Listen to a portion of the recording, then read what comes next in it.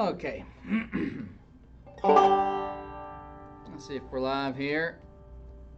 Who knows what our connection's looking like today. Make sure sound's coming through here. Okay. Oh God, it's so choppy. If we're live here.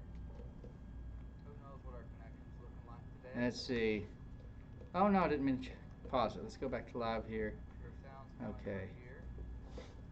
Let's try it out. Make sure we're not choppy. Oh God, it's so choppy. Might have just been where the stream was just starting. Let's. Oh God, there's so much latency. Come on.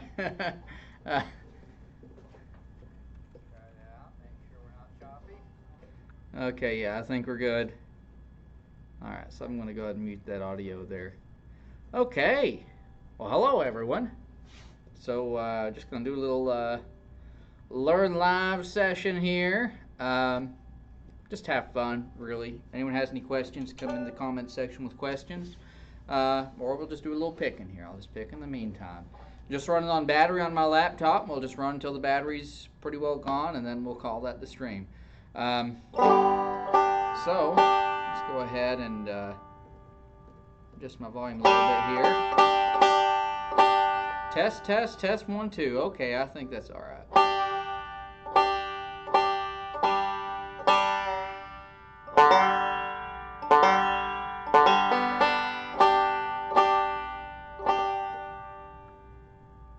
I need to clean my nails a little bit. I've been out working today again. Oh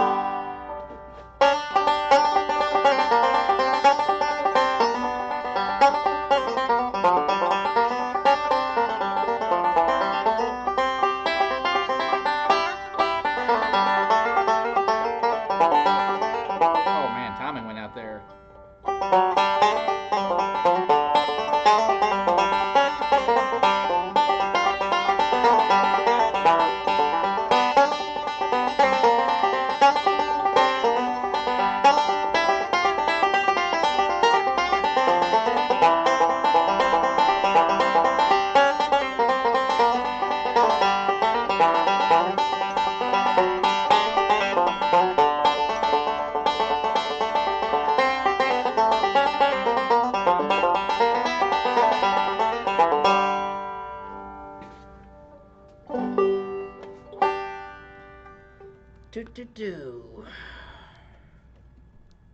I guess I can leave this like this and just tilt my camera here.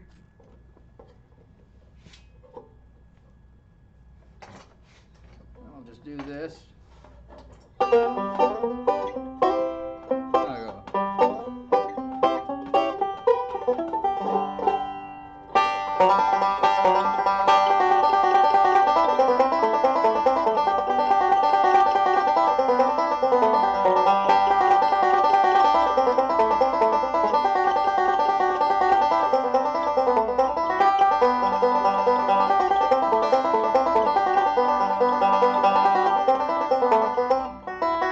I need to like figure out some variations to that, like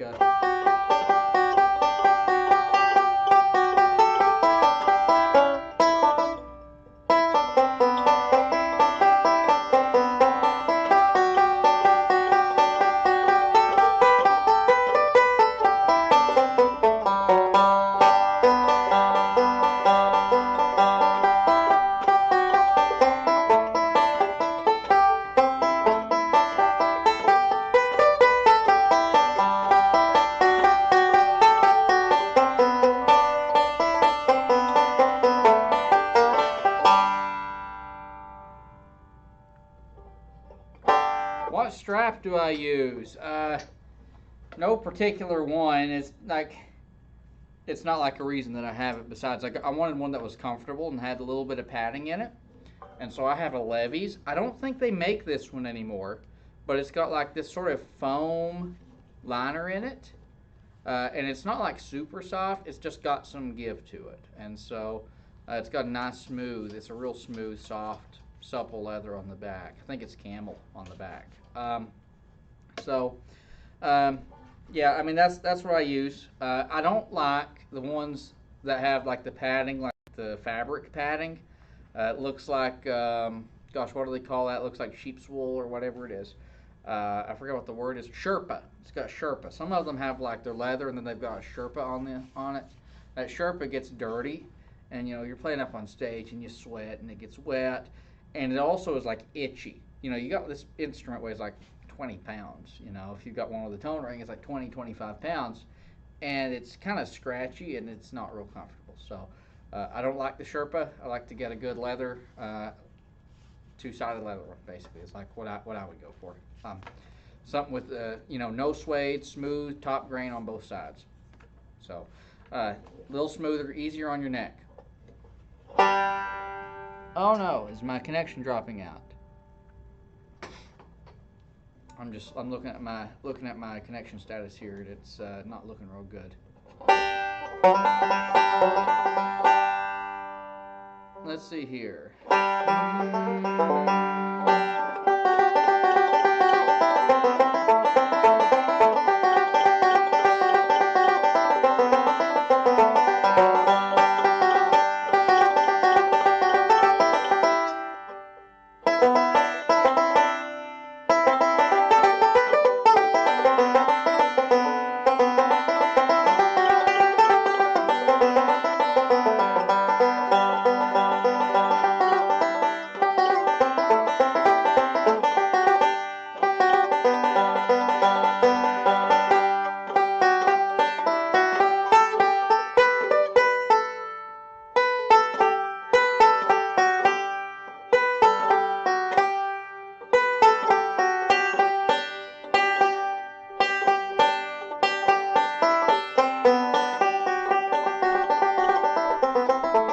I'm just trying to figure out like some variations for Devil's Dream because I never have really done anything with that. And that's a good little tune. Let me pull these sleeves back a little bit here.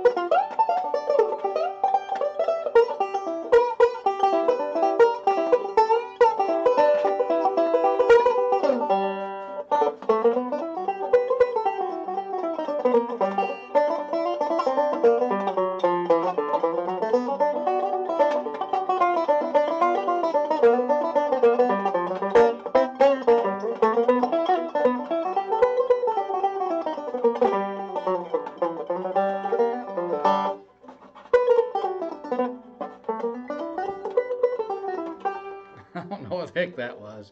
Just sort of arpeggiating up and down scales.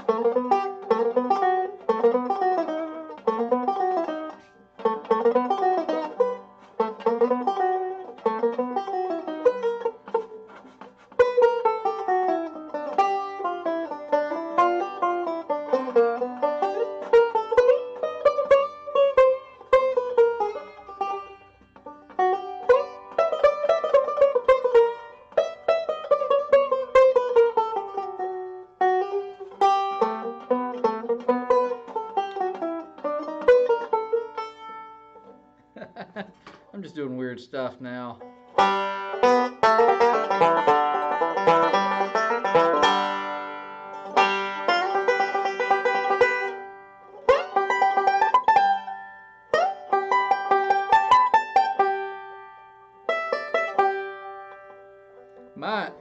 my viewership is like way down today. I got like what, 2 viewers in here right now. Usually I got, more than that. I guess where I've been uploading some videos. YouTube's algorithm, like what they do is they rank users with affinity to a certain channel rather than on a certain type of content. It's a mixture of the two, right? And so if I release one video that is off topic and my general user base, because I do banjo lessons, if they're not into it, then YouTube just stops showing my videos, anyway, rant over.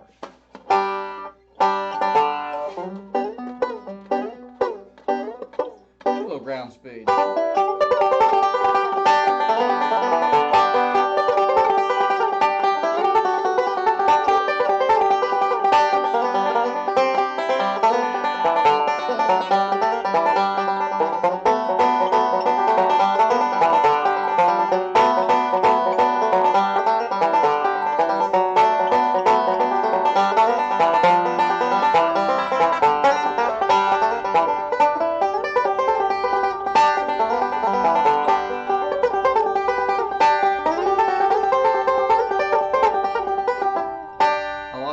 There. I'm way out of practice.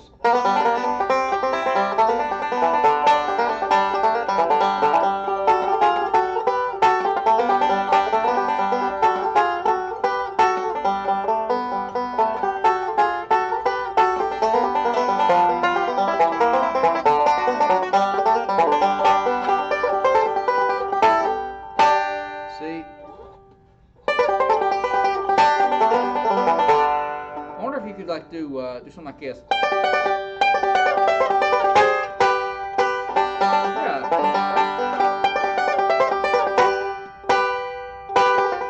Yeah, do something like that. Or maybe even something like this.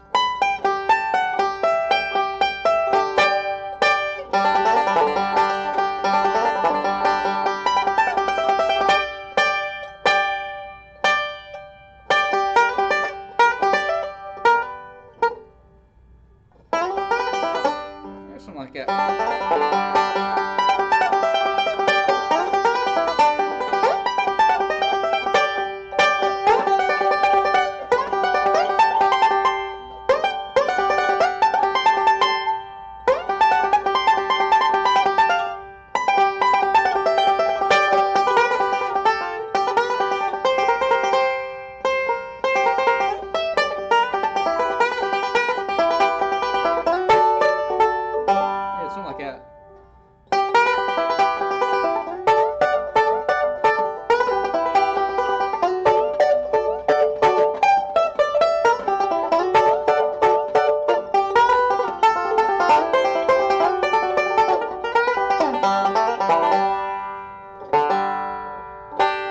Fastest I possibly can.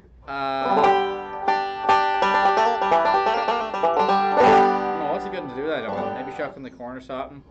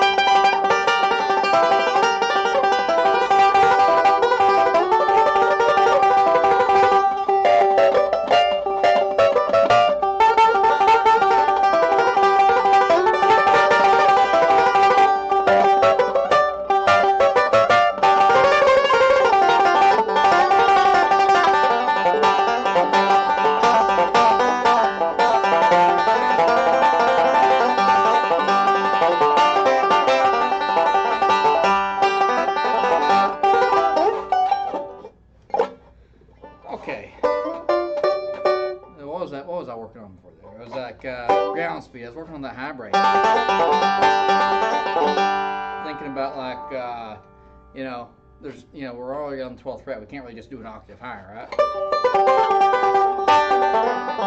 Which they're going to an F. Screw going to an F here. Then back to a G. Right? So I do something like this.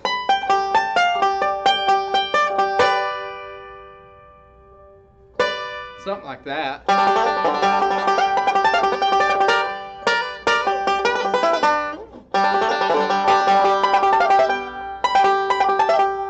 I like it with a D though.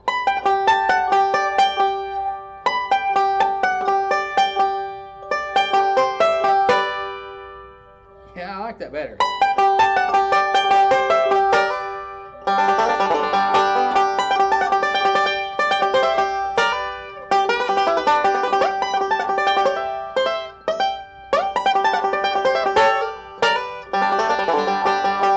Might drop that C out of there. Might just go back down though to the F. Let's see.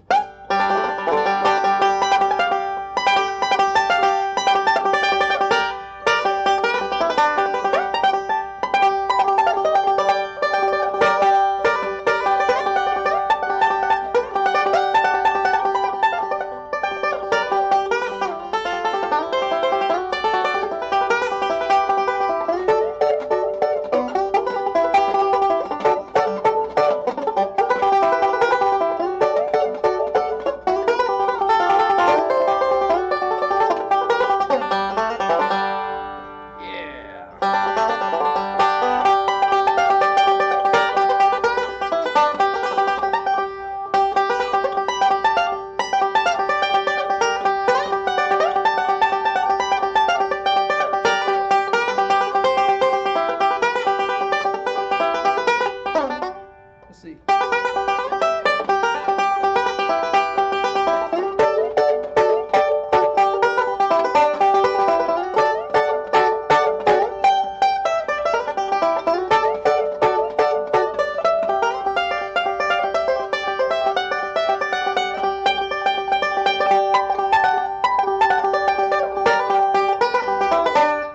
I like that better like that with the D though.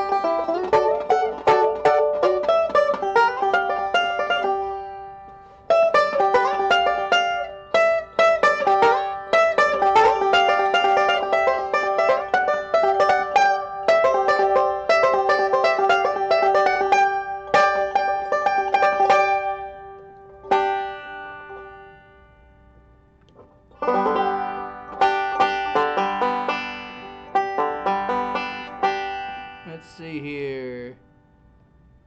Shuck. Would I ever do a lesson on shucking the corn? I mean, yeah. I mean, I could. You know, that's one that's like, you know, I probably should do one on. It's a very popular song.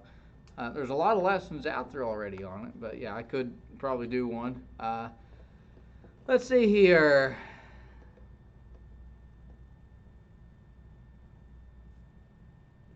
Yes, actually, Adrian, I do. If you head over to Patreon, if you head over to my Patreon, there's actually like a banjo video exchange, or you can do like a video exchange thing. But that's kind of like what we're doing here. I mean, there's no video. If you want to, if you have any questions, you can ask questions. Like, we don't have video or anything or anyone calling in.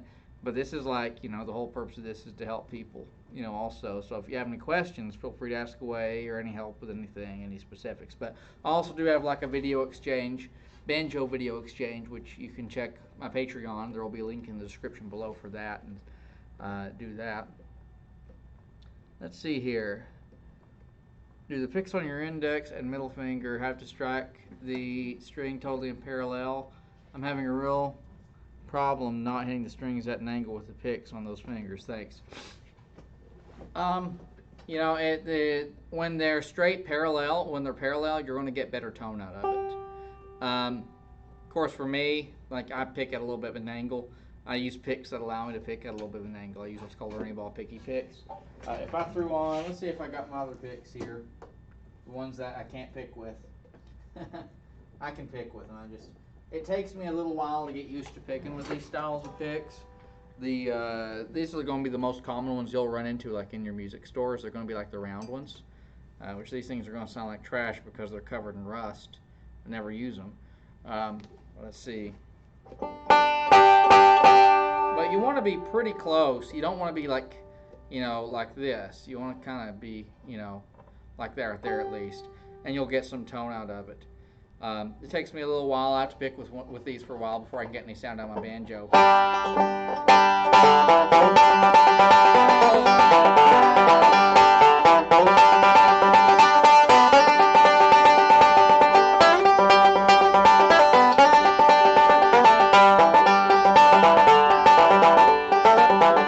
Yeah, so I'm missing strings and stuff. That's like how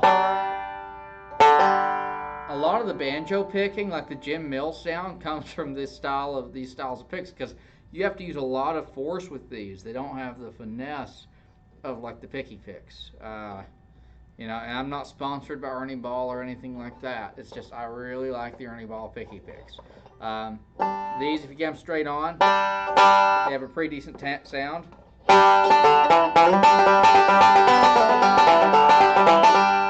But you still got to hit them like they stole from you, you know.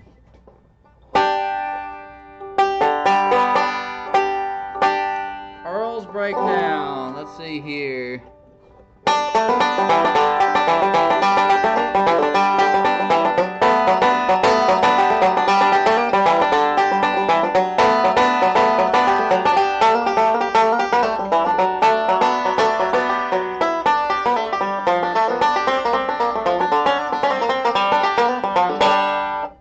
I can't stand these picks here. Yeah,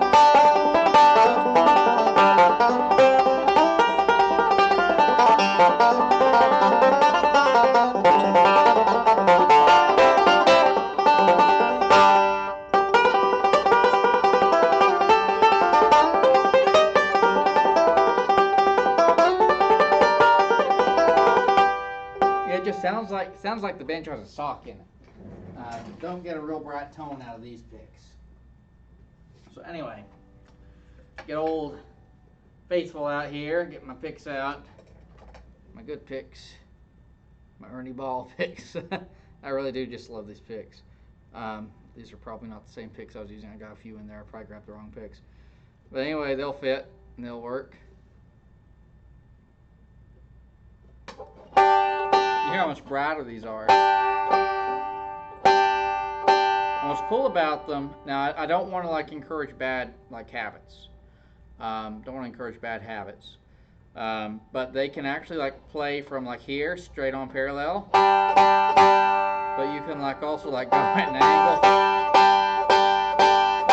Even like sideways. That's the magic of these things, these picky picks. I can hold it like this. You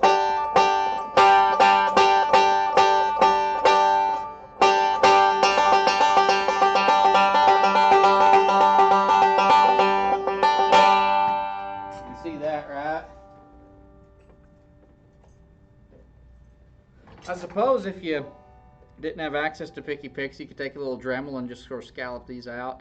But you really need to have some picky picks to kind of know how to model them after. If they ever stop making picky picks, that's what I'll do. I'll just buy these and just scallop them out with a Dremel or something. These, it's like you get some tone straight on, but if you lose any angle, you just lose your sound. Which no one's playing their banjo like this, right? But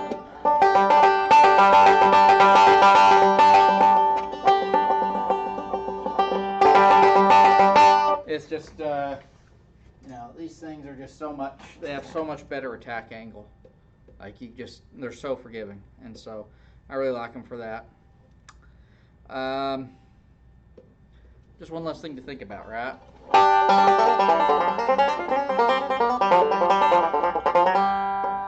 It's like, you're not thinking about all that stuff, which, I mean, you really want, once you get the angle right, it's not something to think about anyway, but.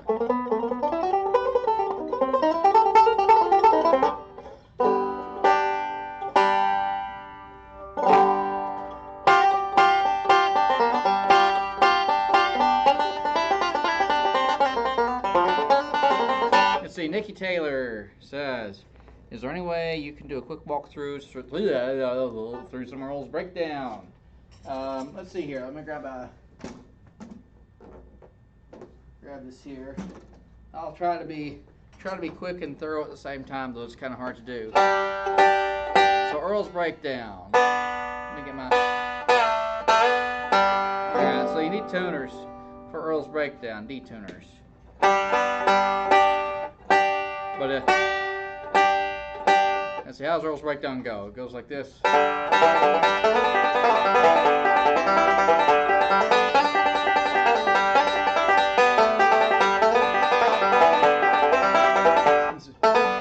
What's that one for?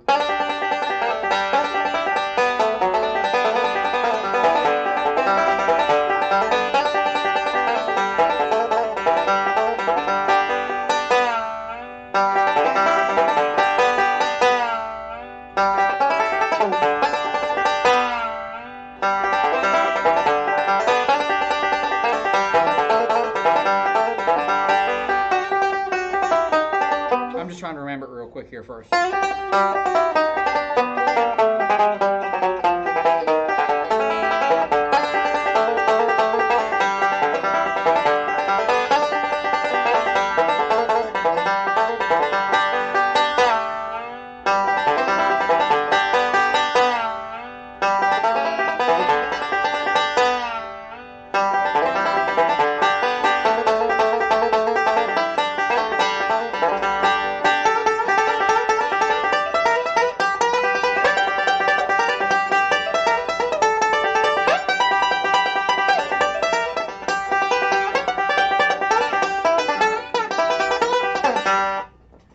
Okay.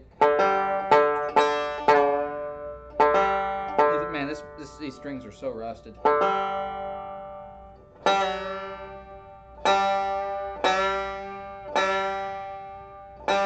me a second here and fix this tuner.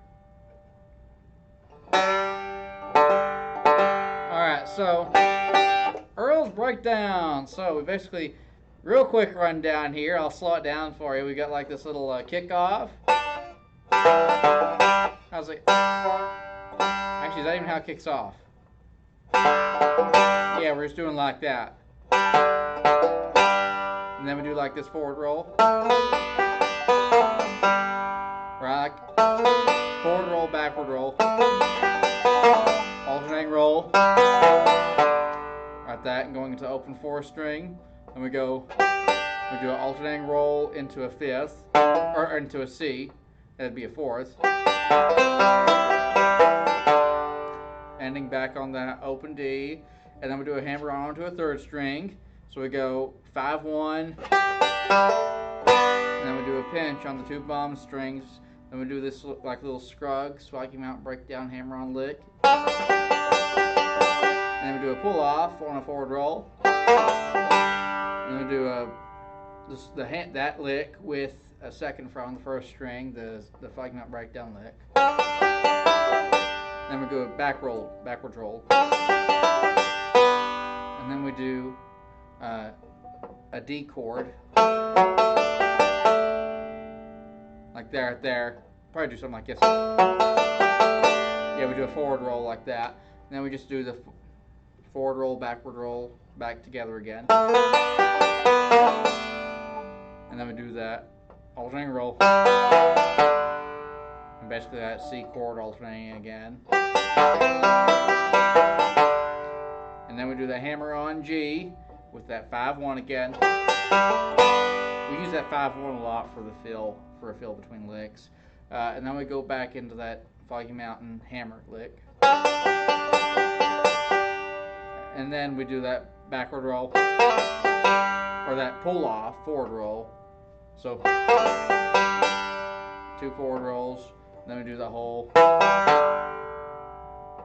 with the 4th string, or you could do, which would be what he does. So it's a 4-1-4. And then we do a hammer on. We go like that.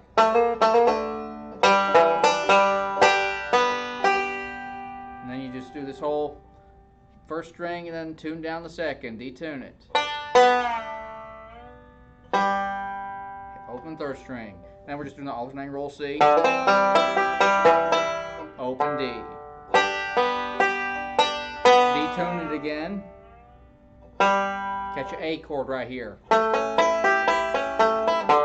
then we get that Foggy Mountain breakdown lick. And then we go detune it. Alternating roll in the C. And then we do that 5-1, then a hammer on again. And then Foggy Mountain breakdown lick. Or Foggy Mountain breakdown hammer on. And then we do that forward roll into a pull-off, resolve to the 3rd string, and then we come down here on the 4th string. It's 4-1-4, 2nd fret, and then open on the 4th string, and then we do the hammer on again. So what we just played is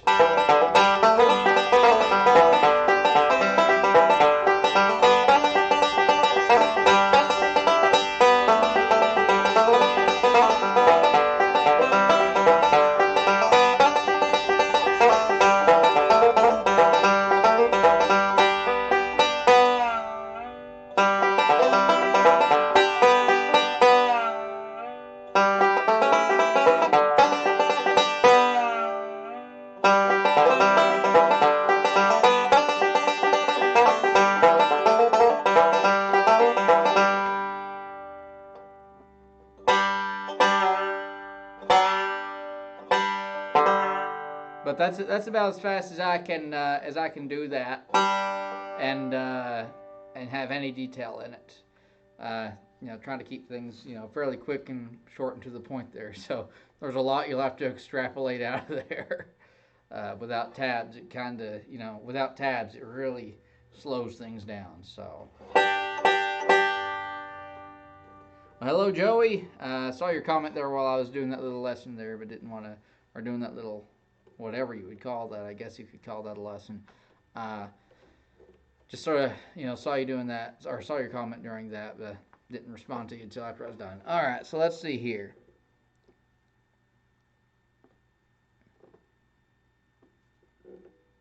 Yeah, let's see.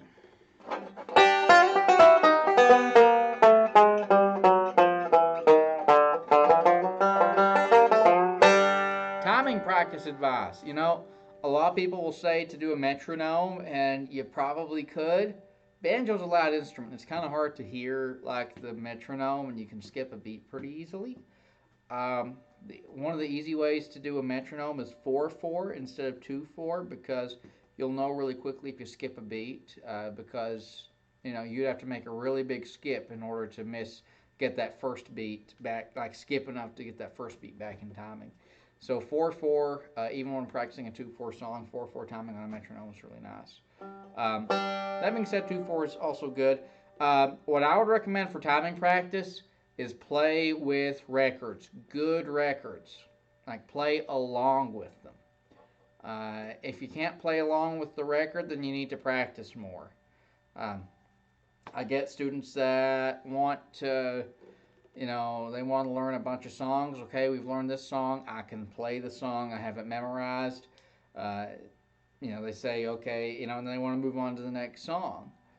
The issue is you need to work on your timing. Like, it's time for you to start working on your timing. If you can play multiple songs, like 4 or 5 songs, it's time to stop learning more songs. It's time to learn those songs to the point you can play with the record that you learned it from. So, that's where you're going to start learning. As you're playing along with those records, you're going to start picking it back up. That's how you're going to learn to accompany other instruments, because the banjo is only the lead instrument part of the time. You've got mandolins and guitars and fiddles and whatever, dobros that will take breaks. And worst case scenario, you can just play the lead break in the background for the whole song. You don't have to do backup, but you do need to play along with those records. At the very least, play along with the break in those records until you have the timing and until you can emulate that without the record. That timing, that is. Timing is super important. Super, super duper important. I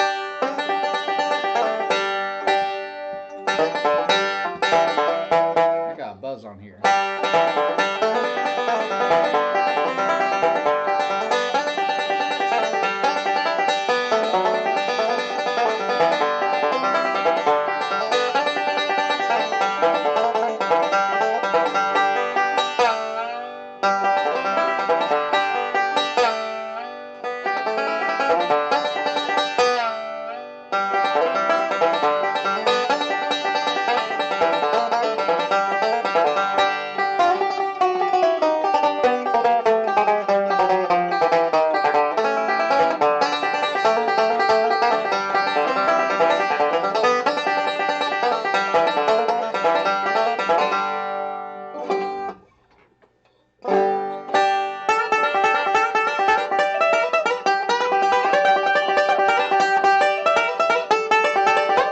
How's it go?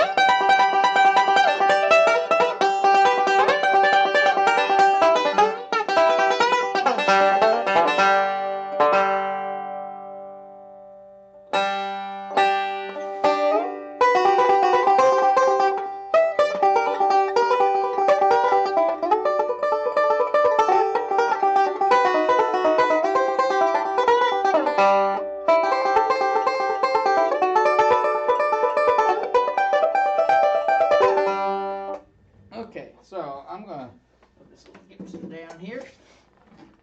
We'll switch back to the Recording King for a moment. That Gibson has a little bit smaller neck, which makes it a little easier for doing vamping. I like the Gibson for that. This one is kind of hard to vamp.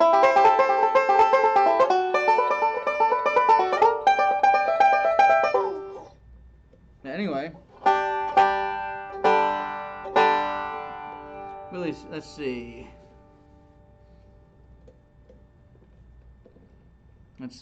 Billy Sims asks, can you show us the down the neck parts of Sally Gooden?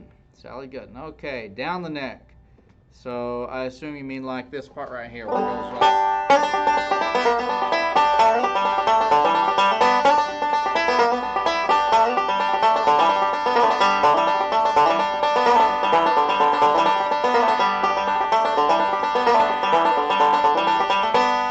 That part. That's the Scruggs break that I'm doing there.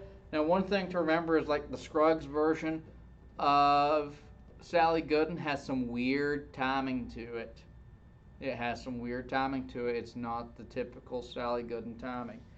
Let me grab a guitar here and I'll kind of show you. Oh. Guitar is probably not the best thing. I could probably do it better with like a fiddle or a mandolin, but we'll do a guitar here. It's out of tune. Gosh, it's a little bit sharp. It goes something like this, the actual timing does, like the typical timing.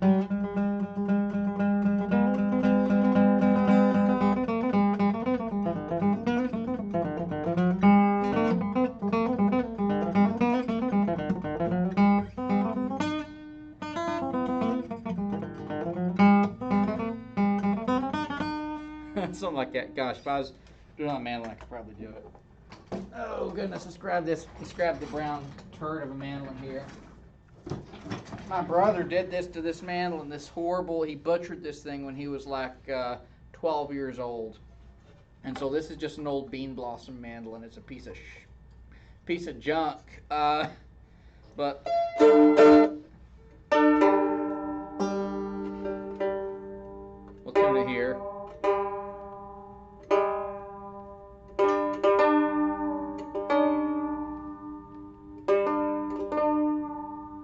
But you know what? These elixir strings are about 12 years old and they've not rusted because they've not been picked much.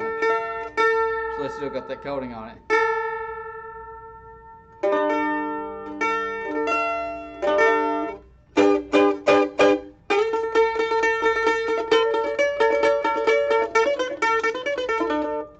Man.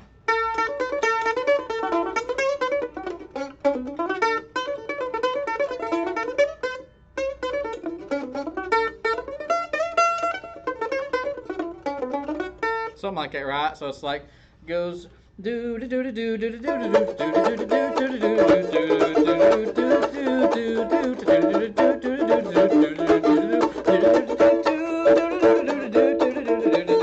do. Right? You got that sort of beat going on. With the banjo, the way Scruggs does it, he misses one of the. He only catches like half of the D. He catches a half bar D, and so if you ever play it with someone, it's gonna throw them off. But unless they've heard the Scruggs version, so they need to know how you play it, because your break is gonna be different timing than everyone else's timing.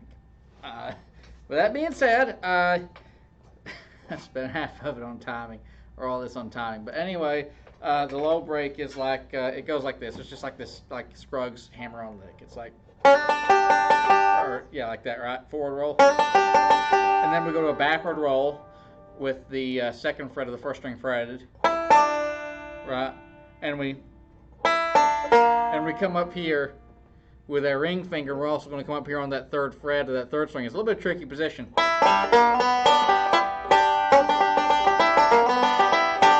You know, you could do something like that. You could also just come off that second string, right? Like that, and do it like that. Depends, you know, it's just up to personal preference. Sometimes I'll do this. Sometimes I'll do this. You know, but usually I guess I'll do this usually. I come off that second string. And then I do that forward roll. Second fret, pinch. And then you do a slide. Hammer on there on the fourth string. So I'll slow it down for you.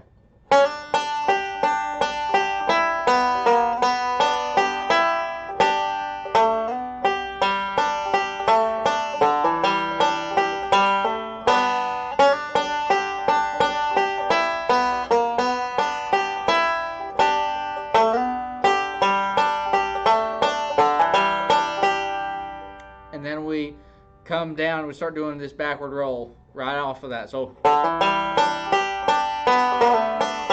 right, so we're going.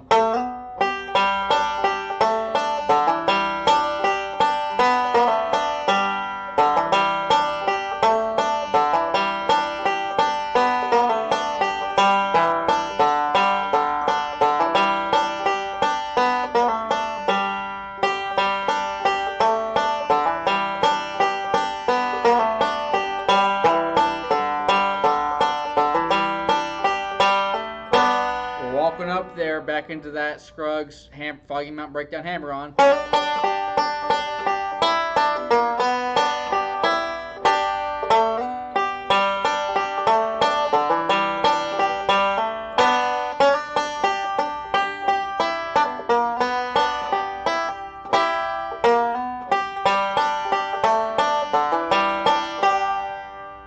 like that. So the second part, he comes around here like this and catches that fifth fret.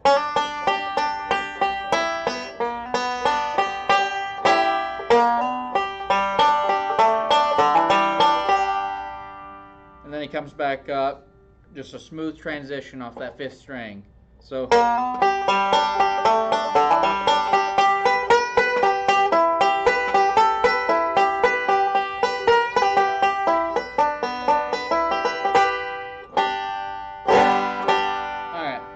So anyway, up the neck break here would be something like this. So the up the neck break is pretty simple. The up the neck break is this sort of a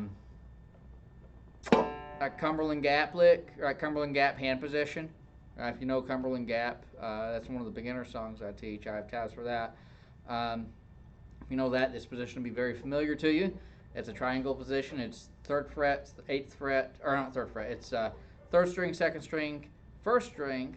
We're going to be 9, 8, 9. So it's going to look like this and sound like this from 3rd to 1st, like that. All right. So this is basically the position we play out of, and then we just work with the pinky for the most of the A part. We will want to unfold that position like this and come like this over here. So it's going to be 7th fret on the 3rd string with the index finger, and that's going to be during the D chord. The reason we don't want to come down here like this and catch it like this or whatever, I've seen some people try to do that, is because we're trying to maintain that position, because we're just bouncing back and forth between that. Alright, so anyway, it's like the kickoff is just a pinch, 2 pinch, and then it's forward roll. There's like some alternating rolls. So it's like forward roll, pinky's coming up there getting the 11th fret. And then we do this alternating roll going into a forward roll. Alright. That's the unfolded position, open 2nd string. So we're 7 on the 3rd, open 2nd, and then 9 on the 1st. Alternating roll, and we do a forward roll, and that's basically it. So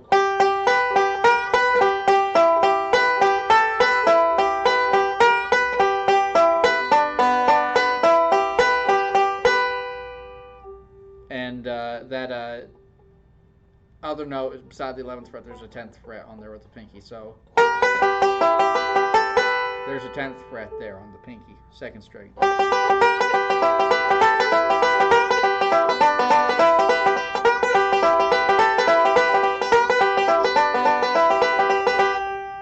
But there, yeah, I don't know.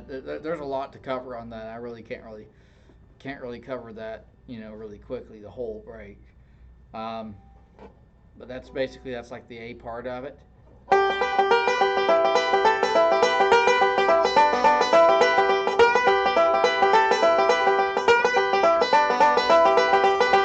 So we're just in that Scruggs hand position. We've got that pinky out there catching those licks. The high break here is like we're in a barred position. This is a 2nd inversion. It goes slide up there, using that pinky to get that 1st string on the 14th fret. Right, 1, 2, 1, right, and we're going to do a forward roll. All right, so bring that pinky up like that.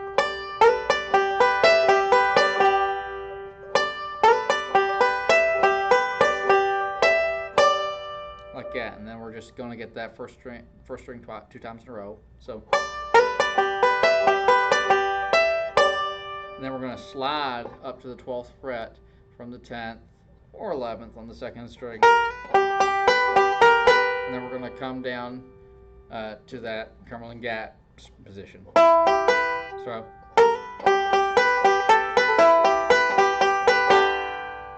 then we do it again.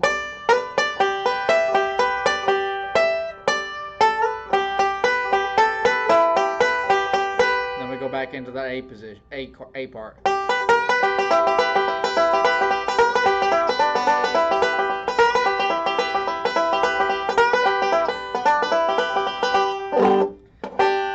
lot of parts I get on it that I don't play it exactly like Scruggs.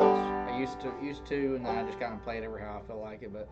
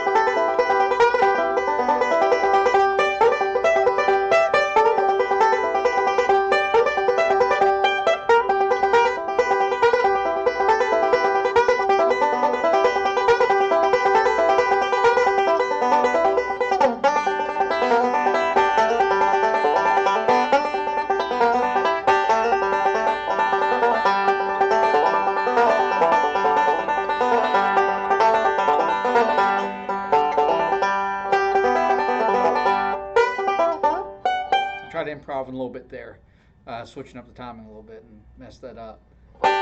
Trying to do something like this. Let's see, what was I trying to do? Something like this.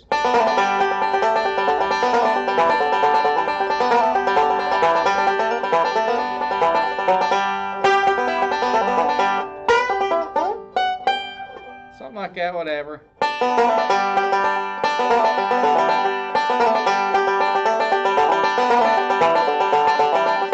That's what I was trying to do. Oh yeah.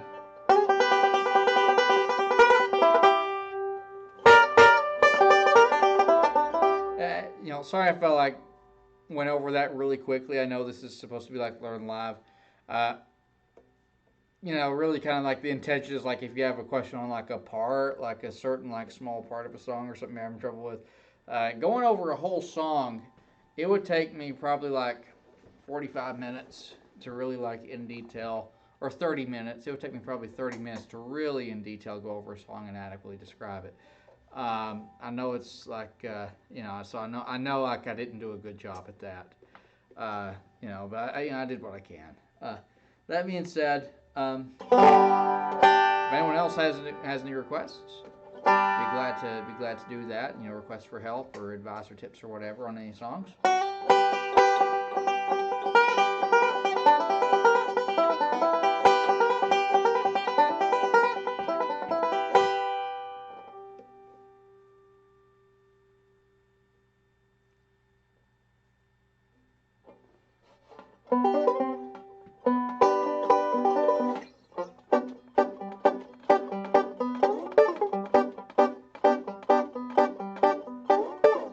Yeah, Earl Scruggs' version always skips a beat because he carries that roll over. He carries that roll over and he skips a beat.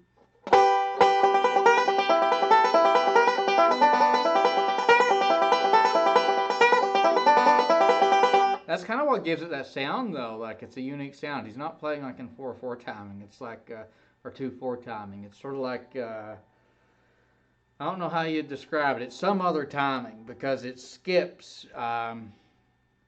It would be some kind of crazy timing, right? Because it skips a beat just once, but it's regular, right? So it sort of gives it an interesting swing. But that being said,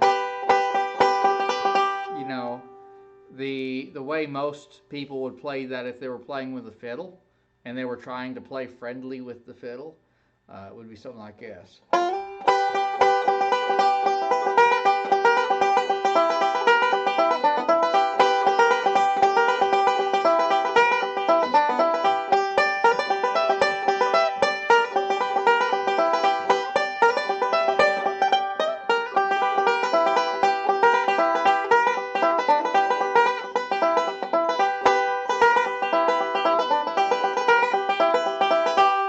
It's kind of a weird song to get that timing without having that roll, because he stays in that forward roll, And that forward roll does not track to a 4/4 beat because there's 3 notes in a forward roll and there's 4 notes, 8 notes in a bar. It doesn't divide evenly, and he's just staying in that forward roll.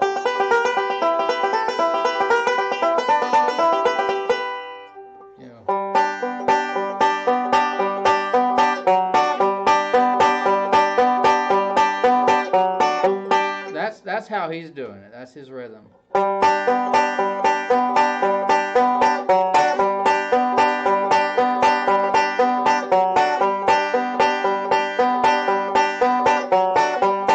So it's kind of weird. It's kind of weird.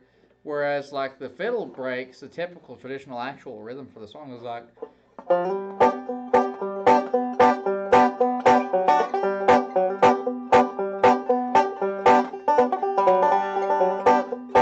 Maybe it's the same thing.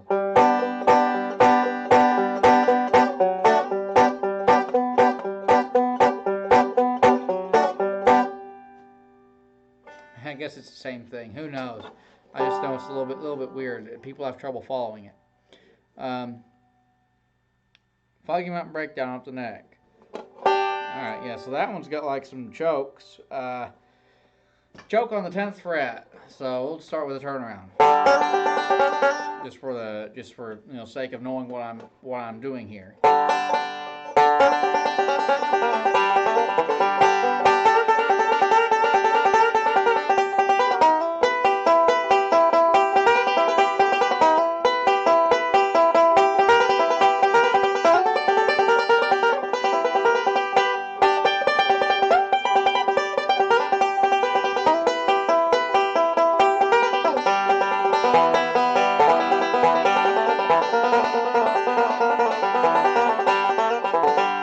So there's like this, there's this sort of choke he's doing like this on the 10th fret, and it's basically the same picking pattern as the low Foggy Mountain Breakdown hammer-on lick, right? Where it goes. We're choking instead up on the 10th fret. And we, instead of resolving to that open G, we're resolved to the 2nd fret on the, or 8th fret on the 2nd string. So.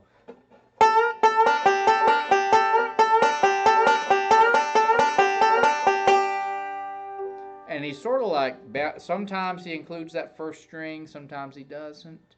It's like you hear it in the first break. He does like this.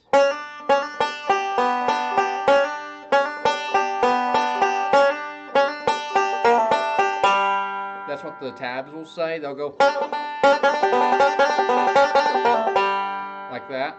Sometimes in the recordings, he also includes the first string instead of just allowing the double 2nd string. So he goes like. Subtle, but you can pick it up, right? But you can do the same thing up here on that. So 10th fret choke.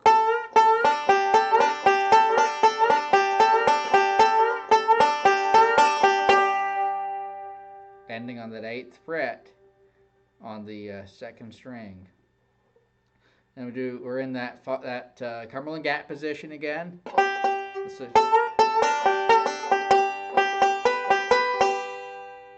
I'm trying to think how he does that, because I never play the song. I don't really.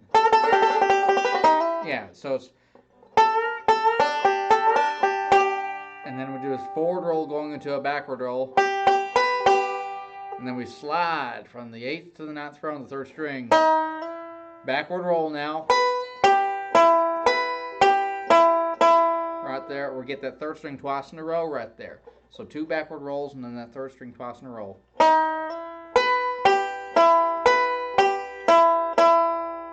And then we come back to that 2nd string on the 8th fret. We hit that, and then we do this little sort of like high Scruggs lick with that pinky. It's a forward roll, and the pinky's coming up and getting that 11th fret on the 2nd string. It goes like this. And then we come back down, bring that into a backward roll, and then end on the 8th fret on the 2nd string. So it's right. So let's tie it all together.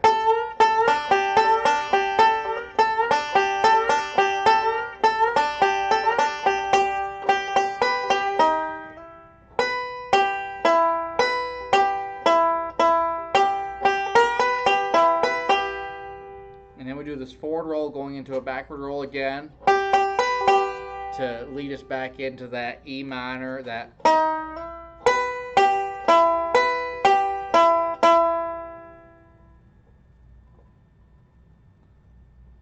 alright, I think I lost connection there. So anyway, so we're taking that E minor. Alright, and then we come back to that open, or to that second string on the 8th fret. Alright, and we're going to do that little Scruggs lick again, like I just did there. Let's see. Then we just do a forward roll, or you can, let's see.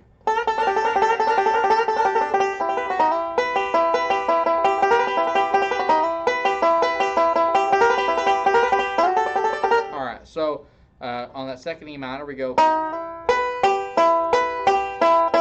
just like the first time. Then we go, we catch that little Scruggs fill lick, high fill lick there, and then we do it again. And then we do that forward roll instead of a backward roll that time. So that's a 5-2-1 forward roll. And then we come up to a D. That's this right here. It's 11, 10, 12 on the 3, 2nd, and 1st. So forward roll. So we're going 3, 2, 1, 5, 2, 1. There's a pause after that 3 though. And then we go up and we bring the index, that middle finger down, catch us 11th fret. And then we come up here, that's that same like Foggy Mountain breakdown, picking pattern down here, 2, 1, 2, 1, and then 5, 2, 1. And then we come down here, backward roll.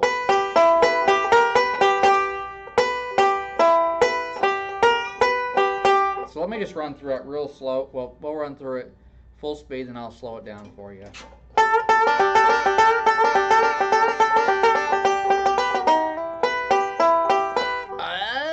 I messed that up.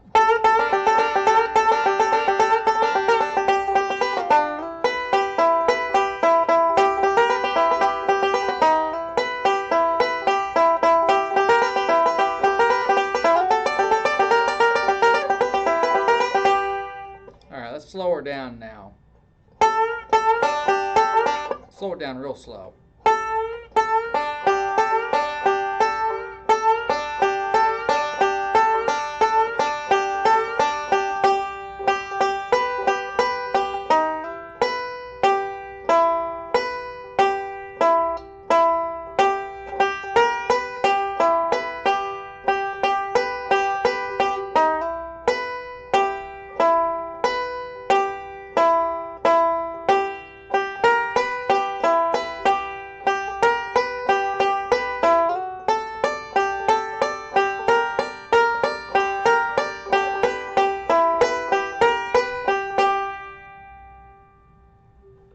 And that's like the high break part, right? Then you do like open pinch. Alright.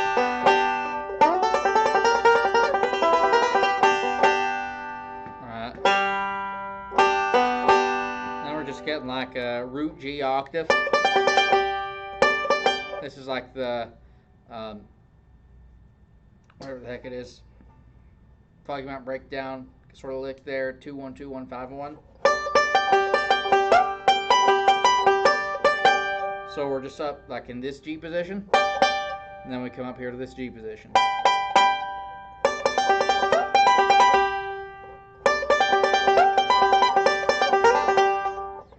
They do he does a choke on there. So.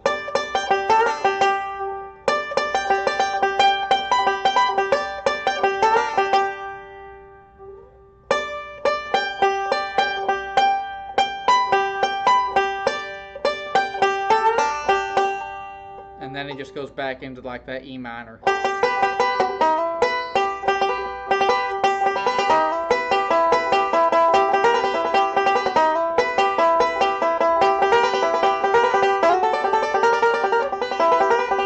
And so hopefully that's like helpful in some way. You know, it's really hard. It's really hard to cover like a whole part of a song and do it quickly. You know, in a format like this.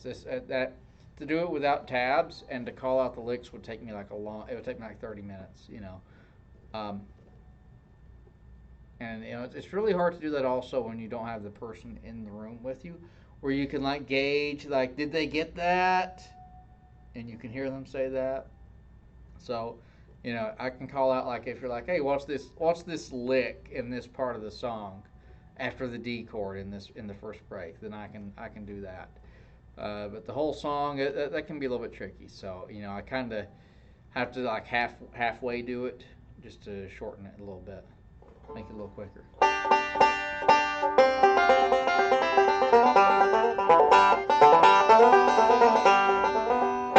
As you read this letter that I write to you, sweetheart, I hope you'll understand that you're the only love I knew.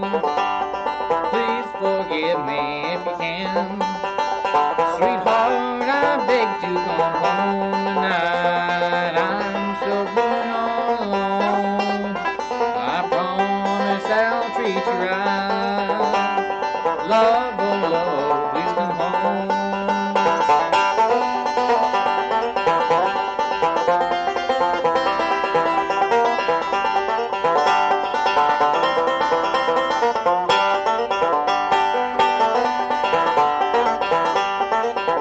That old wind is cold, slowly creeping around, and the fire's burning low. The snow is covering up the ground, and your baby's sick and cold.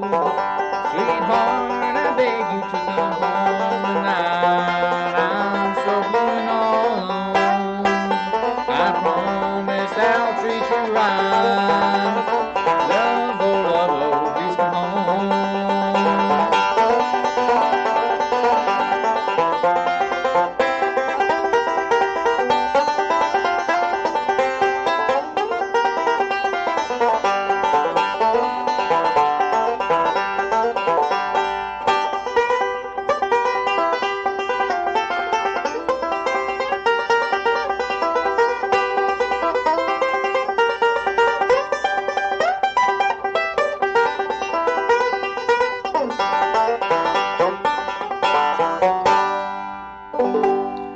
Ho ho ho! There's another verse to that. Man, I haven't sung that song since my brother and I were playing together. Like since when I was like 17 or 18 years old when I last sung that song. What's that third verse to that? That old wind is cold and slowly creep. I know there's that one, right? Creeping around, and the fire's burning low,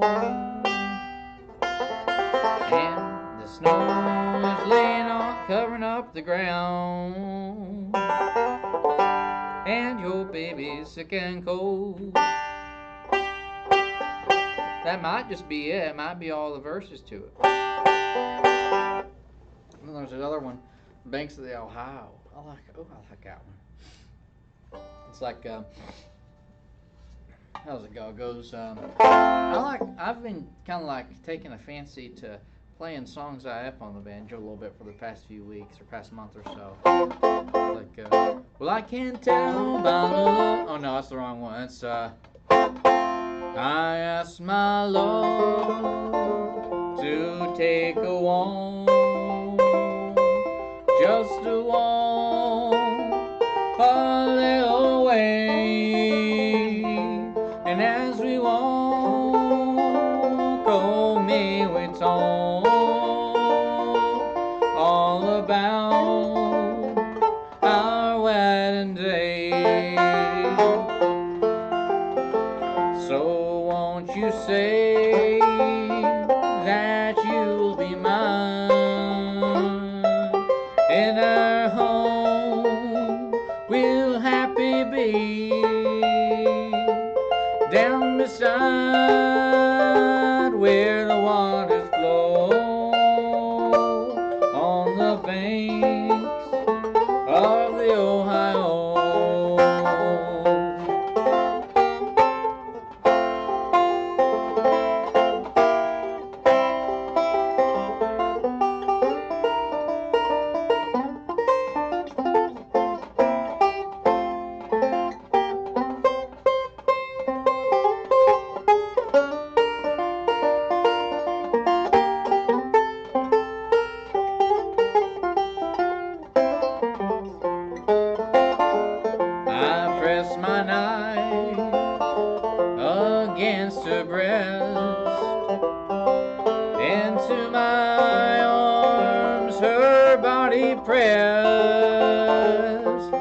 saying, Willie, don't murder me. I'm unprepared for eternity. So won't you say that you'll be mine? In our home we'll happy be, down beside where the waters flow, on the banks of the Ohio. I think that's just such a pretty song.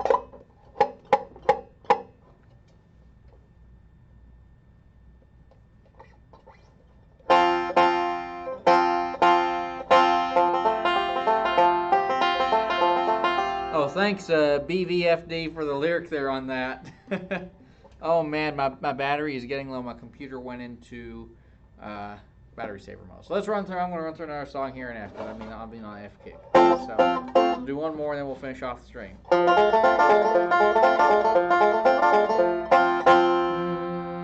Banjo under $2,000. Man, the Recording Kings are killer. That's what I'm playing here. This is like an $1,800 banjo. Really killer banjo. I love it. Really happy with it. Like it as much as my Gibson. It's as good as my Gibson. Gibson Earl Standards, Earl Scruggs signature model. So it's really high marks it gets from me. I don't like the scale length. I wish it had a shorter neck. I don't know why they went with a 27-inch neck. That's the only thing I don't like about it. That being said, other than that, it's a great banjo. All right. So anyway, little why don't you tell me so? And we'll wrap up. Well, I can tell by the look in your eyes that you still care for me. Yet somehow you just won't admit. That's why you're so lonely, you see.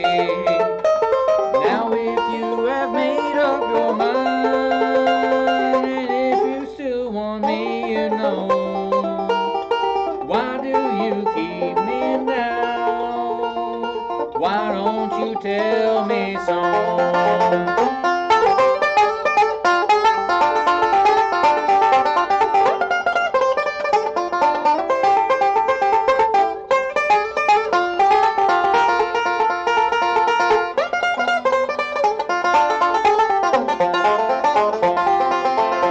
Now there'll come a time, little darling, when you will want me to know. Then it will be too late for you to tell me so. Now if you have made up your mind, and if you still want me to know, why do you keep me down? Why won't you tell me so? Something like that.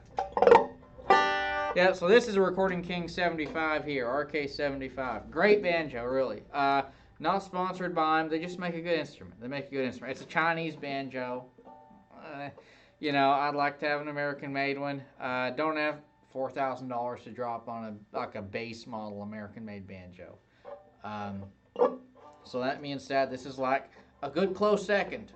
So that being said, hope you all enjoyed this stream. Those that joined in today, I'm gonna have to call it quits here because my battery's about to die.